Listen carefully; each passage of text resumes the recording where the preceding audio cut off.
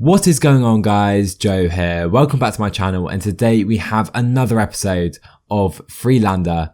In this one we have the Critérium du Dauphiné, the big French build-up race to our big target this season, the Tour de France. But quickly, before jumping into the Dauphiné, let's take a quick look at the Giro d'Italia that has been going on, and you can see we're just going into the final stage, and Egan Bernal leads Vincenzo Nibali by just 21 seconds.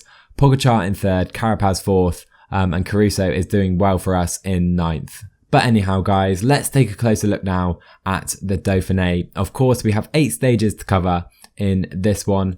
You can see we start off with a few punchy stages on stage 1 and 2. Quite a lot of climbing here, to be fair. Stage 3, definitely a flat one for the sprinters. Stage 4 is a individual time trial. Always our downfall. Let's see if we can improve here on this time trial. Stage 5 is pretty flat as well, one probably for the sprinters. Stage 6 is considered a punchy stage, but this final climb is pretty long, and the downhill finish as well could cause some action in the GC. Stage 7, a massive climb. Look how long this final climb is, 19 kilometers at an average of 7%.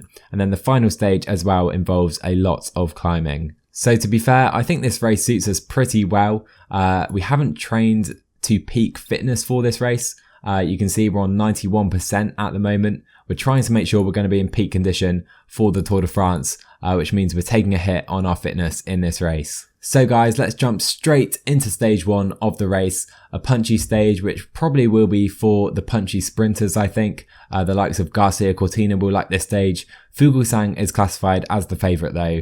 Let's get into it. So we're underway here, guys, and we do have a -1 day to start. Looking at the strategy, we are the leader for the race, and looking at the start list, it's not as strong as I anticipated at all. Fuglsang is the big rider. We're the second favourite probably for the GC, and you can see no other real favourites for the GC. I think the reason for this is because the Giro d'Italia is still taking place, so a load of riders are at that race, of course. Of course, that's not usually the case in real life, so something funny going on with the calendar in this season, but anyhow, we'll take it. This is a great chance to win this race here. Here we go then, guys. We have 20k to go in the stage. The early breakaway have been caught. We're now coming onto the final climb of the day. Still almost 140 riders in this group. Vals is setting a really fast pace on the front. I'm going to try and do the same with Novak here. You can see Fuglsang, Carthy, they're all hovering right next to us. Trying to protect from an attack, I assume. Let's go up to 95, over 10% at this point in the climb. We can potentially try an attack, but to be honest, I think it's going to be too tough to get away here. So Novak has worked really hard on that climb, and we have just 25 riders in the peloton, 26 with a few dropping and a few coming back in, as you can see. Hopefully we can continue this pace over the top. I may even try a little attack if he's not able to continue this pace. So we have 8k to go in the stage. We have this little hill coming up as well. Is it worth trying a little attack here? Potentially. Let's try it now with Landa. We're going on the attack, trying to gain some time in the GC. We have over 120 riders in the group behind us. This is a decent time to attack though. We've got 15 seconds already, using a lot of reds here. Let's go down to 90. Try and pace like this to the end as we come into the final 5k. We're making Astana do all the work here, which is perfect for Garcia Cortina, of course. If we can't take the stage, he's going to be hopefully in a good position to take it in a sprint. But the gap is now coming down. Let's go up to 95 up this short hill. Oh, this is going to be tough. I don't think we're going to have enough to hold on. We're going to try though. Let's try and continue on 90 into the final kilometre and a half. Up to 99, we're going to have to sprint into the final kilometre here with Mikel Landa. We're going to be overtaken. We're not going to take the stage. Instead, we have Hershey versus Aramburu, and I think it's going to be Mark Hershey just ahead of Alex Aramburu taking the stage win. So Mark Hershey will wear the leader's jersey going into stage 2. I thought it might be worth trying something on that final climb. Probably not in the end though. We should have conserved our energy because no real gaps were created, as you can see. As we move into a new month, we get enough XP to move up in levels. You can see we only gain a skill point at this level though. Let's take a look at what we could go for. To be honest, I think we're just going to go for passion right here. I don't want to go for any overpowered skills.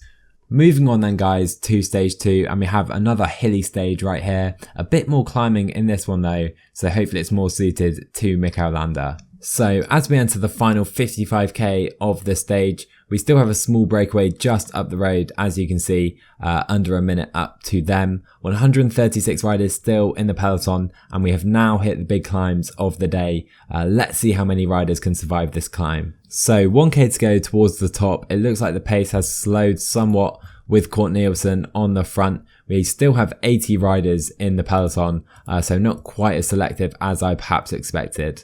So we are now coming into the final 20k of the stage and the final big climb. Let's up the pace now because I'm expecting the pace to be really high now in this group. We've got Koch on the front with Villalobos and Malecki, the Polish rider for CCC. Let's come towards the front now. We're in a decent position. Fuglsang is here as well. A lot of our guys in the team are struggling somewhat, but to be fair, with only 2k to go towards the top, I don't think we have enough time to put in an attack here. So over the top of the climb, we have just 62 riders now remaining in the peloton. A lot of our team are struggling though. Maybe I'll attack on this kind of uphill section closer to the line. Here we go then guys, it's happening. Jakob Fuglsang is on the attack. Oh my word, we've missed the move. This is far from ideal. Hugh Carthy is trying to bring them in, but Hershey and Fuglsang are up the road here. We're going to have to try and attack away as well, aren't we? Let's try and follow Kuzan here. But to be honest, 20 seconds they have already. I can't believe I missed that move. Let's try and come up. Carthy is attacking away now. We're going to have to try and join them. Let's try and attack up to Hugh Carthy and try and join Fuglsang and Hershey up the road. So we're still in the peloton. Fuglsang, Carthy and Hershey are just up the road and they have been caught, and it seems there are counterattacks, but again, they let up, and here we go. Dillier on the attack now. I can't really follow anymore. I'm just going to try and stay in the peloton. Maybe mark Fuglsang, the most dangerous GC rider in my opinion. Garcia Cortina, not really looking strong enough to challenge in the sprint, is he? 3k to go now in the stage. Let's sit right on Fuglsang's wheel. We're not going to challenge for the stage, I don't think. We can come towards the front now though. Sprint for it with 1.5k to go. Who's going to take the stage? Garcia Cortina doesn't have it in him. Here we go. We come towards the front. We're not going to take it though. I think Omar Freile is going to win the stage, and Jakob Fuglsang is going to get second place here. I think Hershey will get third. We'll get a place in the top 10. So again, not too many time gaps today. I expected a lot more out of these first two stages. 66 riders finishing in the front group, but that also means not really a lot of time lost for us. Hershey still in yellow. Fuglsang's gained a few seconds as well. We're in 20th overall. Next up then guys, we have stage 3, and definitely one for the sprinters. Kort Nielsen is the favourite. Hopefully Garcia Cortina can challenge him though. So guys, we're now into the final 5k of this stage. You can see this has come in for the expected mass sprint. I'm just going to try and stay towards the front, wheel hop with some of the punchy guys, the sprinters, to hopefully take us towards the front of the race. Garcia Cortina looks in decent condition to be fair. Hopefully he can maybe challenge for this stage. Halvorsen is being led out, but maybe Kukelair has gone too early. 1.5k to go. Let's sprint for the line. Halvorsen looks pretty good. Groves is coming, but it is the German from Quickstep who takes the win ahead of Caden Groves. Garcia Cortina will be 5th, and we will finish in 8th place. So it is Yannick Steimler who gets the win, the young German for Quickstep ahead of Groves. We're in 8th place. No real change in the GC today. Let's move on to the next stage. So we move on to the dreaded stage 4 and the 26km long time trial. We've got the likes of Bevin, Kra Anderson, De Gent, who are the favourites for this one. And of course for us, it's about limiting our time loss. Here we go then guys, we're just leaving the start line for our time trial in 12th position in the GC. It's Castroviejo of Ineos who has by far the best time at the moment. Let's see how we're doing towards the first split. So we're about 500 meters from the first split. You can see we've used more energy than the distance we've covered, but we have covered the uphill section here. Let's see where we are in 7th place, to be fair. Much better than I anticipated at this stage, but we are now going to have to conserve some energy on this downhill section. So 3k to go for Mikel Landa in our time trial. I'm not sure what happened to Pauls. He was 2nd at the first time split, and he finished 26th. Terrible ending for him. Has Fuglsang crossed the line? He's in 8th place, so slightly better than us at the first split. Let's up this to 80, try and push it across the line, up to 99, push it across the line now, Mikel. Where do we finish provisionally? 5th place, a very good time trial. So it is the Belgian Thomas de Gent who takes the best time and wins the time trial, ahead of Castrovirco and Kra Anderson in 3rd. Fuglsang was very strong in 5th. We finish in 11th place. Very, very happy with that result. We lose about 30 seconds to Fuglsang. And you can see in the GC, we are 12th, over a minute down on de Gent. But to be honest, I'm only looking at Fuglsang here, who has just over 30 seconds on us. On we go then, guys, into the final flat stage of the race. I think this will be a mass sprint. It's a bit more hilly than it has been, but you can see Barbier, Halvorsen and Kort Nielsen are the favourites. Let's see what Garcia Cortina can do though. So guys, we've had a really fast start to this stage, and you can see some riders already going out the back. Novak is pretty much done. There's a massive fight for today's breakaway, and just a few riders up the road at the moment. So into the final 7.5k, you can see just 51 riders in the peloton. I think this group will come back on though. It's Guerrero pacing hard on the front for Education First to have a few decent sprinters at this race. You can see 5k to go. We're just trying to protect against attacks here, really. I'm not quite sure what Garcia Cortina's plan is. I'm just going to try and finish in the front group and try and stay out the way, to be honest, of the main sprints. So let's drop back slightly. We can go down to 70 briefly, up to 75. The pace really isn't that fast at the moment. 75, we're just sitting on the front of the peloton. 2.5k to go now. We can slowly up our speed to 85. Garcia Cortina seems to be in the perfect position following the Israel boys. Can he challenge in the sprint? I'm going to make him sprint if he doesn't by himself. You can see Bevan going for it, Halvorsen, Garcia Cortina coming through, and we're going to finish in the top 4. Garcia Cortina second, just behind Halvorsen today. To be honest, guys, I'm not quite sure what happened there. I know the finish was on a false flat, but I don't know how we finished in the top 4 so easily. Garcia Cortina just denied by Halvorsen in the end for the win of the stage.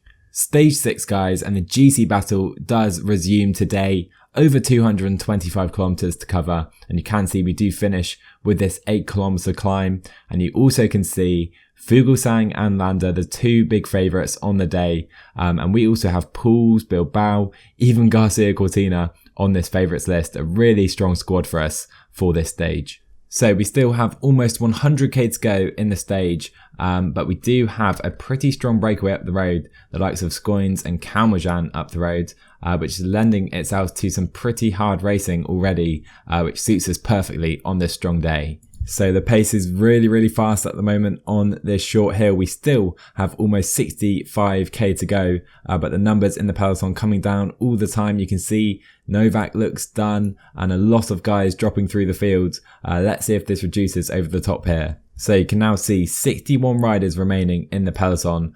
We have Luis Leon Sanchez on the front at the moment for Astana. Padun is done basically. Novak is out the back. We've got Pools, Bilbao, Garcia Cortina all looking pretty good still though. Here we go then, guys. We're rolling into the final 20k of the stage. You can see the pace is very, very slow at the moment. Everyone seems absolutely knackered, including our teammates. And I'm assuming other teams are feeling this as well, which means I'm going to put in a pretty early attack. All my eyes are on Jakob Fuglsang here. He's our main rival in the GC. I mean, unless someone like Gegenhardt is feeling in fantastic form, it's between Fuglsang and Landa, I feel, for this race. Here we go then, guys. We're coming into the final climb. You can see it starts off very steep right here, which means I'm going to put in a very early attack. Let's go early with Mikel Landa. Try and draw out the rest of the GC favourites. And looking behind who is following, it looks like Astana are trying to follow us at the moment. We've gone out very, very fast here. Let's try and pace on maybe 90 for now, because I do want to keep this gap to the riders behind.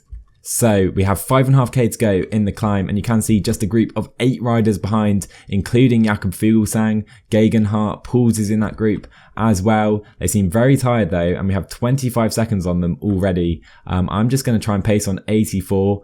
or I'm not sure if we can do that to the top, but we've opened up a gap now of 29 seconds, 34 seconds on that main group. Let's try and push the pace here. So we have 2.5k to go towards the top of this climb. I'm going to lower this to 80. You can see the remnants of our teammates well behind now, and just 4 riders in that group behind. We've got Fuglsang, Galopan, Hershey and Gegenhardt, and they are almost a minute down on Mikel Landa here. What a ride this is.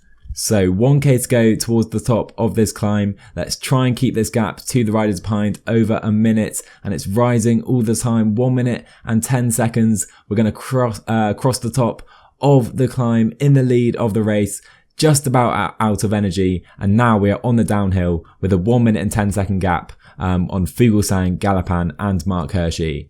4k to go. We know we're going to win the stage, and I think we're going to go into the yellow jersey. I think Thomas de Gent is further back in that yellow jersey, and just 2.5k to go now. We're trying to increase our lead to the riders behind. Let's start sprinting at maybe 2k to go as we're on a downhill, and it is now time to start thinking of our victory celebration. What a ride today by Mikel Landa. We're going to go into the yellow jersey of the Dauphiné. We can celebrate just as we cross the line. What a ride by Mikel Landa here. That was an absolutely brutal attack by Mikel Landa. Landa at his finest today. 1 minute and 20 seconds on Hershey, Galopan and Fuglsang. Granted, not the strongest field here, but that was an absolutely beautiful move today, which puts us into the lead of the GC now by 59 seconds on Jakob Fuglsang. And you can see by some of these time gaps just how strong that attack was. Hugh Carthy, who is definitely a decent climber, almost 4 minutes down in 10th place. It only gets tougher, guys, with stage 7. You can see 4 big climbs to conquer today, the final one being 19 kilometers in length. Let's just jump straight into this. So you can see right here, guys, Landa in the yellow jersey. Love to see it.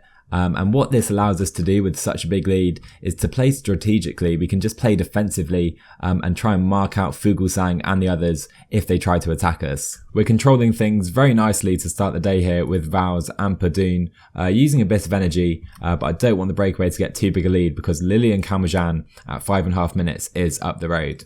With a few K to go on the second climb of the day, I've asked Novak and Padoon to push the tempo a bit, up to 84 now. Obviously, we're on a plus day again today. We may as well push the tempo if we can. We've got 56 riders still in the peloton as we near the top of the penultimate climb on the day. 3.5 minutes up to Kalmajan, so I think we've managed that pretty nicely. Padoon looks pretty tired. I actually want to keep pushing the pace a little bit, so we'll put Bilbao up to 80. Try and pace like this over the top and drop a few more riders here. Here we go then, guys, on to the final climb with Rafael Guerrero pacing on the front. I think we set things up pretty nicely for us here. Just 25 riders in the peloton. All of my eyes are on Astana because they've got a ton of riders still here. I'm just watching Jakob Fuglsang. I'm not going to try anything. I'm just going to wait, see if he wants to attack me. If he does, I will follow. Into the final 10k we go then, guys. Still 24 riders in the peloton. The pace is very slow, it must be said, and I am expecting attacks pretty soon now. Here we go then, guys. We have attacks. Mikel Nieve attacks. He's 5 minutes down. That will up the pace now in this group. Let's go to maintain position on 75. Bilbao is now done. I don't need to follow him directly, to be honest, at 5 minutes. So I will wait up for now and attack soon because I don't want him to get away for the potential stage.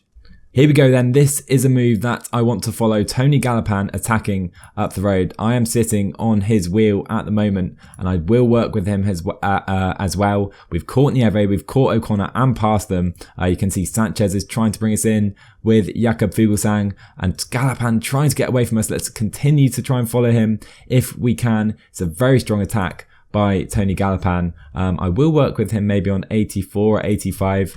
We have about 15 seconds now to just a 6-man group behind. I'm going to use that energy gel, and there is the leader, Lilian Kalmajan, up the road. I'm actually going to stop working. We may as well wheel ride on Galopan. He's the one who has to try and attack us at 1 minute and 18 seconds. Let's just stay here like this. I do want to follow him when we can. We do have Fuglsang behind, but he's almost 36 35 seconds behind at the moment. We're doing a very nice job here, and I may try and attack Galopan as we come into the final 2k. Kalmajan looks pretty done. I do want to follow Galopan's wheel right now. He's our main danger for the GC and the stage. Let's see if he can try and drop us. We're looking pretty tired, to be fair. This is quite a strong ride by Tony Galopan, but he looks done.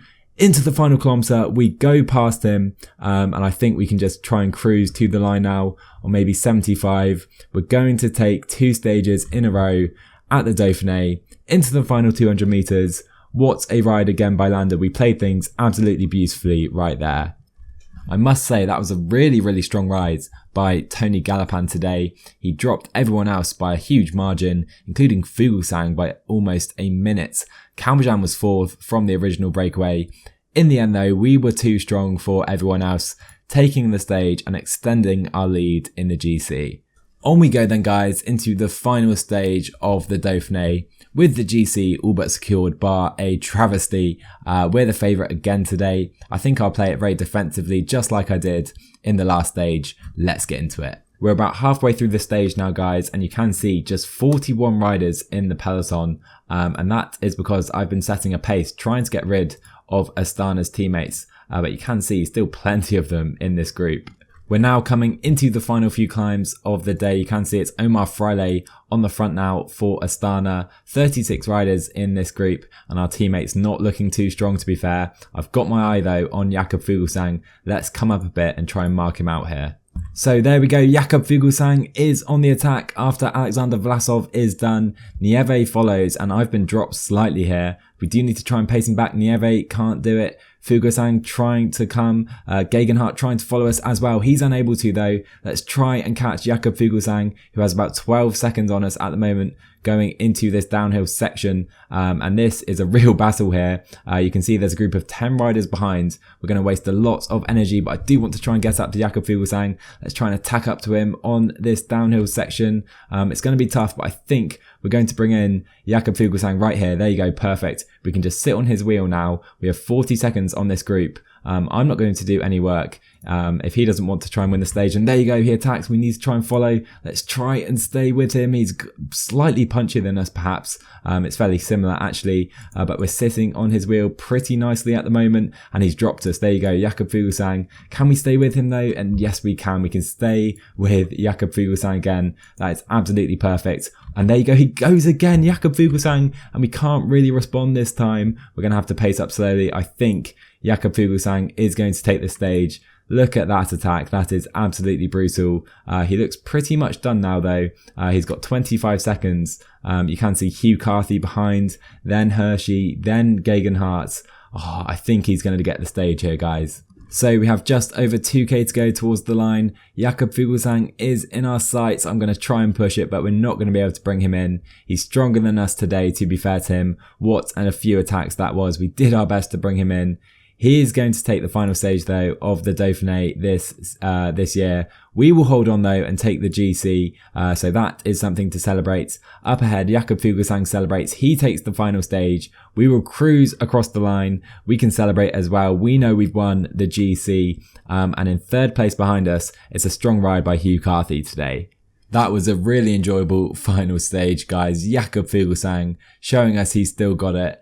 This stage, I must say, is slightly more suited to him. No really high mountains, perhaps more resistance based as well. I missed that early attack and had to use quite a lot of energy to bring him in. And I guess that's what cost us in the end. But obviously, guys, it is time to celebrate. We have won the Critérium du Dauphiné, beating Jakob Fuglsang by over 2 minutes, Galopan 3rd, 3.5 minutes down, and then over 6 minutes back to 4th place. Although, I must add, it feels kind of strange to win this race with such a weak start list compared to how it usually is. Like I said, some weird organising with it kind of clashing with the last day of the Giro. I've looked at the Tour de Suisse and loads of big riders are at that race. But yeah, we're not complaining. We've won the Dauphiné.